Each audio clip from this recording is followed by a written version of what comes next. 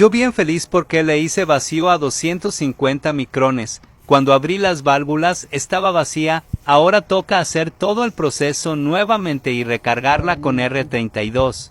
Sí, ya venía así de fábrica. Más que ya le había hecho el vacuum a los 250 micrones. Y miren, ve, nuevecita, y me salió con ese liqueo y no traía refrigerante. ¿Cómo la ves, cuñado? Pura falla con los de la fábrica, ¿va?